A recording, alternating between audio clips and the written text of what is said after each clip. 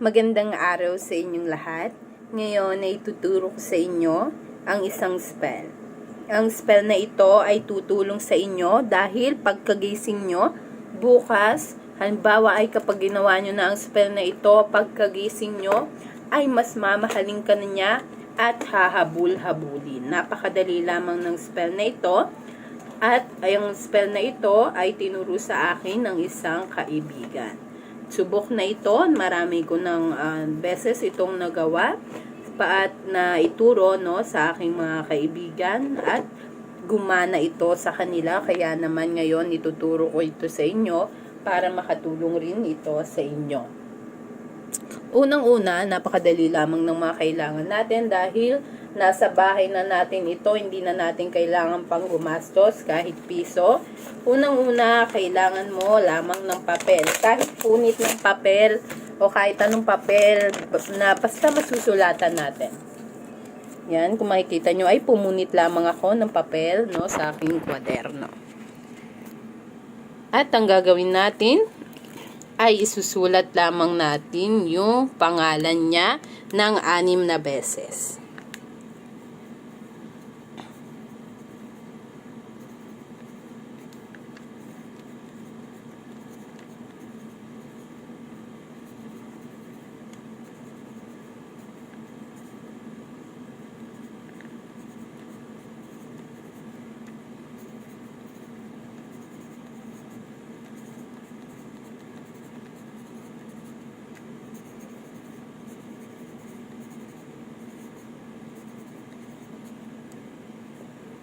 Animpong beses.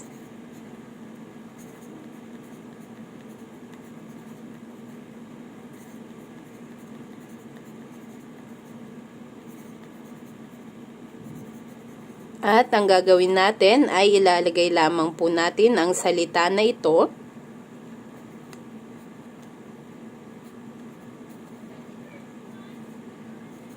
Eltosa.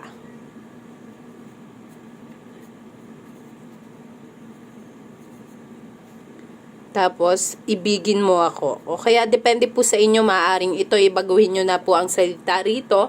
Depende sa kung ano ang nais nyo, maaaring ibigin nyo ako, ibigin mo ako, habul-habulin mo ako, mas maging patay na patay ka sa akin, o maging patay na patay ka sa akin.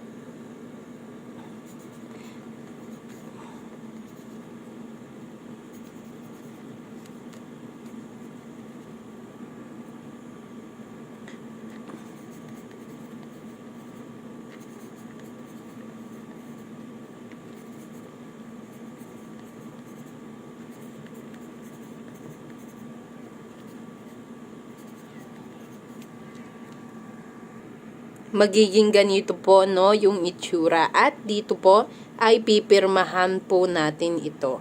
Depende sa kung anong pirma mo, basta dito po sa bandang ilalim ay pipirmahan po natin ito.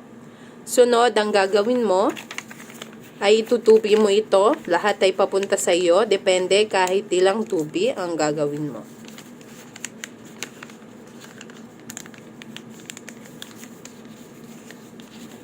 Ngayon, pagkatapos mo itong itupi, o ilang tupi ang gagawin mo, dapat ay ilalagay mo ito sa iyong katawan. Malapit dapat ito sa iyong katawan. Maaring isiksik mo ito sa iyong bra, sa iyong bulsa, sa ilalim ng iyong unang. Basta dapat ay malapit ito, lalo-lalo na sa iyong katawan kapag matutulog ka na. At bago ka tuluyang pumikit, sasabihin mo ang mga salitang isinulat mo rito.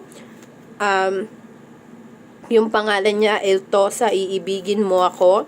Depende yung pandulong salita sa iyo. Ngunit uulitin mo iyon ng 6 na beses hanggang sa mapikit ka, matulog ka na, diretso. Pagkagising mo, susunugin mo kaagad ng papel na ito at yung abo nito ay ilalagay mo sa iyong buong katawan. Panatilihin mo yung abo na iyon ng pinagsunugan natin ng papel na ito sa iyong katawan ng mga ilang minuto, basta mapatagal muna at wag mo munang isipin masyado yung ating spell. Pagkatapos nun, maligo ka ng maligamgam na tubig at tignan mo, makikita mo kaagad yung resulta. yung epekto ng spell na ito. Dapat lamang ay yung isa sa puso mo ito. Sa bawat pagsulat natin, sa bawat lahat ng ginagawa natin dito, siya yung iniisip natin. Yung taong paggagawa natin ng spell na ito.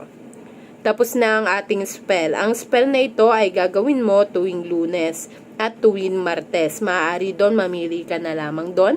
At ang oras kung kailan nyo to gagawin ay ang oras ng inyong pagtulog. Bago kayo matulog, ito ang gagawin ninyo.